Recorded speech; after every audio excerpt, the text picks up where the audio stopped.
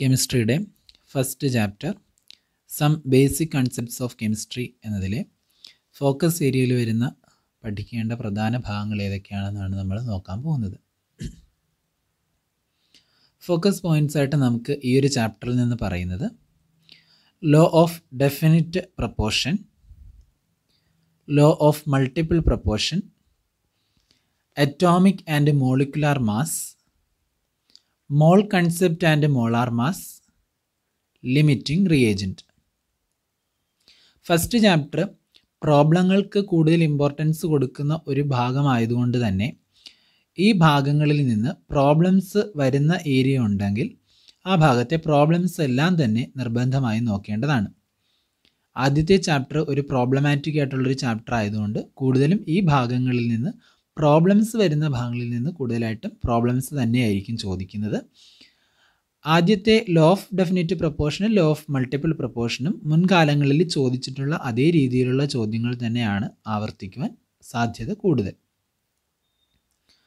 Law of definite proportion, ഇതിൻ്റെ definition എന്താണെന്ന് നമ്മൾ പഠിച്ചിരിക്കേണ്ടതാണ്, നമ്മൾ പഠിച്ചിട്ടുള്ളതാണ്. A given compound always contains same elements in the same proportion. നമ്മൾ ഒരു ഗിവൺ കോമ്പൗണ്ട് എടുത്താൽ, ഹൈഡ്രജനും ഓക്സിജനും കൂടെയുള്ള വാട്ടർ എന്ന് പറയുന്നൊരു കോമ്പൗണ്ട് എടുത്താൽ അവയുടെ പ്രപ്പോർഷൻ എപ്പോഴും സെയിം ആയിരിക്കും. ഒരു ഗിവൺ കോമ്പൗണ്ടിൽ എപ്പോഴും കോമ്പൗണ്ട്സിൻ്റെ എലമെൻറ്റ്സ് വരുന്ന പ്രപ്പോർഷൻ സെയിം ആയിരിക്കും.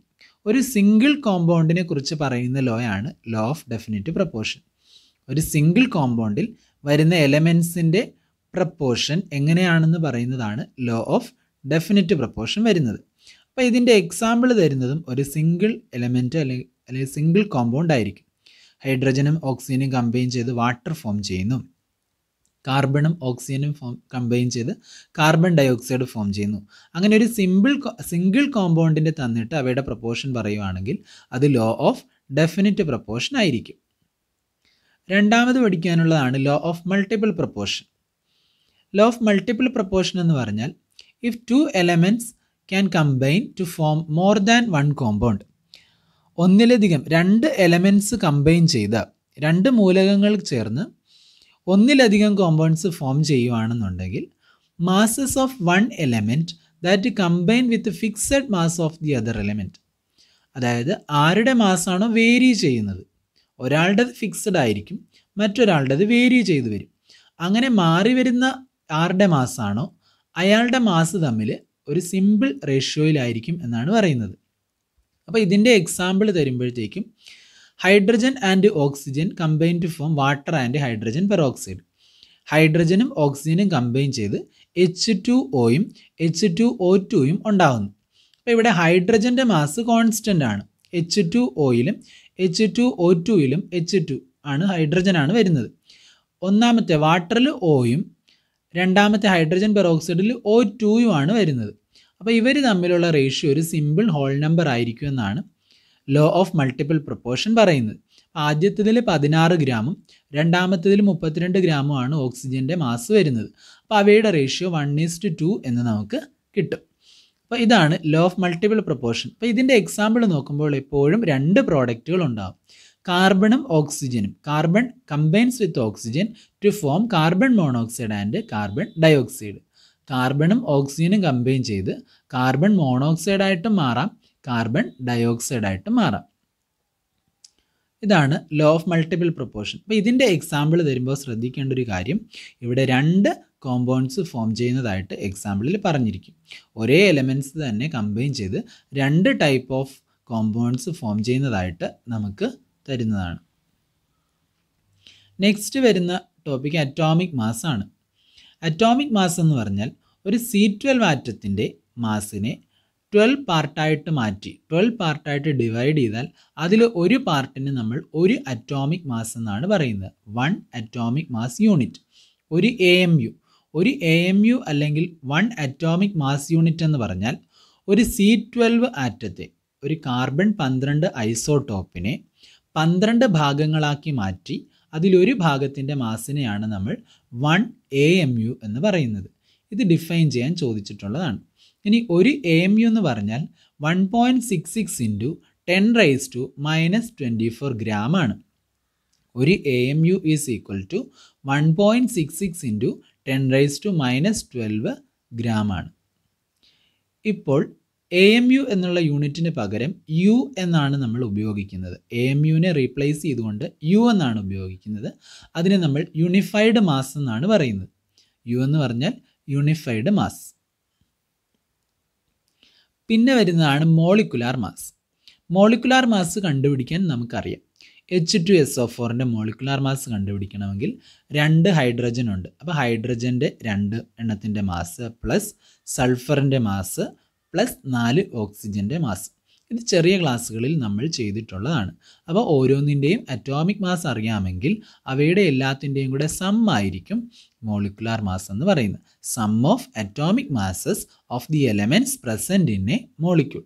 ഒരു മോളിക്യൂളിൽ വരുന്ന ആറ്റങ്ങളുടെ അറ്റോമിക് മാസുകളുടെ സം ആയിരിക്കും മോളിക്കുലാർ മാസ് എന്ന് പറയുന്നത്. ഈ ഭാഗത്തു നിന്നൊക്കെ പ്രോബ്ലം ആയിരിക്കും ചോദിക്കുവാൻ സാധ്യത കൂടുതൽ. മോൾ concept and molar masses.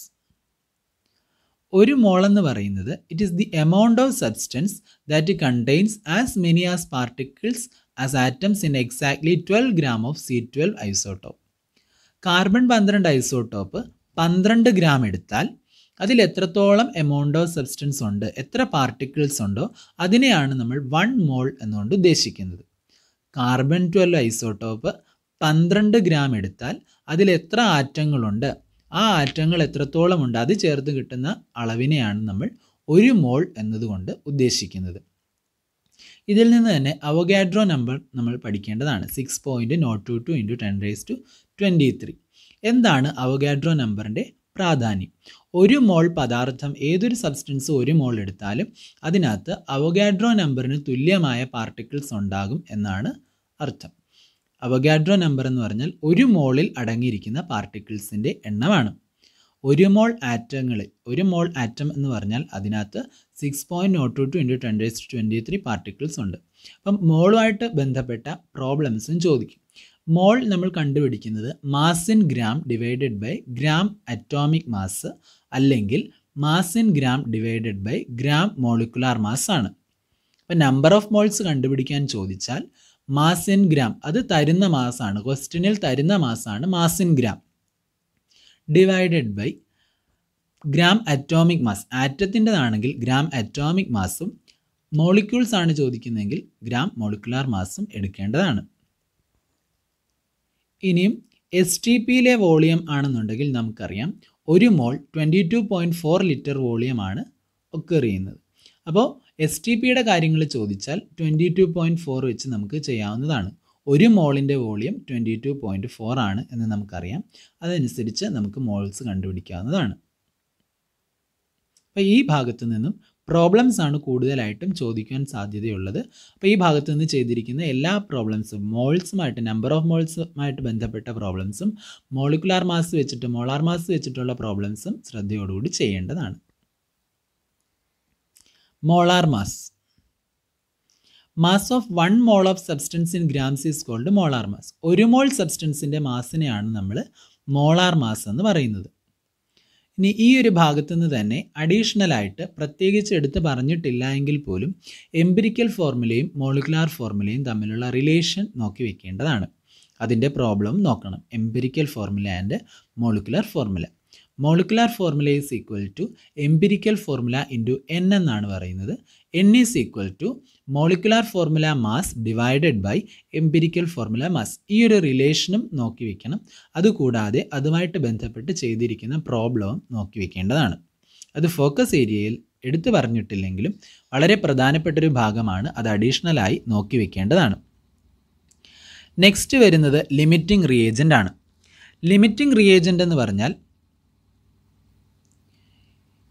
a reactant which is completely consumed in a chemical reaction is called limiting reagent.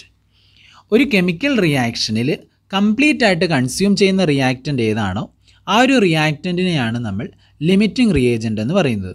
ഒരു റിയാക്ഷൻ നടക്കുമ്പോൾ പൂർണ്ണമായും ഏത് റിയാക്റ്റൻ്റ് ആണോ ഉപയോഗപ്പെടുത്തുന്നത് അതിനെയാണ് നമ്മൾ ലിമിറ്റിംഗ് റിയേജൻ്റ് എന്ന് പറയുന്നത്. അപ്പോൾ ഇതുമായിട്ട് ബന്ധപ്പെട്ട പ്രോബ്ലംസും ചെയ്തിട്ടുണ്ടാവും. ആ പ്രോബ്ലംസ് കൂടെ നമ്മൾ നോക്കേണ്ടതാണ്. ലിമിറ്റിംഗ് റിയേജൻറ്റിൻ്റെ പ്രോബ്ലംസ് ആണ് ഏറ്റവും കൂടുതൽ ഇമ്പോർട്ടൻ്റ് ആയിട്ടുള്ളത്. അതിൻ്റെ question theory limiting reagent define ചെയ്യാനായിട്ട് ചോദിക്കും. അതുകൂടാതെ അതിൻ്റെ പ്രോബ്ലംസും ചോദിക്കുന്നതാണ്. അപ്പോൾ അതിൽ ചെയ്തിരിക്കുന്ന പ്രോബ്ലംസ് നമ്മൾ നോക്കേണ്ടതായിട്ടുണ്ട്. അപ്പോൾ ഇത്രയുമാണ് ചാപ്റ്റർ 1 ഫോക്കസ് ഏരിയ നമുക്ക് പഠിക്കാനുള്ളത്. ഇത്രയും ഭാഗങ്ങളിൽ നിന്ന് വന്നിരിക്കുന്ന തിയറി ആയിട്ടുള്ള കാര്യങ്ങളും പ്രോബ്ലംസ് കൂടുതലായിട്ട് ചെയ്തു നോക്കണം. മുൻ വർഷങ്ങളിൽ ചോദിച്ചിരിക്കുന്ന അതേ പ്രോബ്ലംസ് തന്നെ, അതേ ടൈപ്പ് ചോദ്യങ്ങൾ മാത്രമായിരിക്കും നമുക്ക് വരുന്നത്. അപ്പോൾ അതേ ഭാഗങ്ങൾ തന്നെ കൂടുതൽ ഫോക്കസ് ചെയ്ത് നോക്കേണ്ടതാണ്.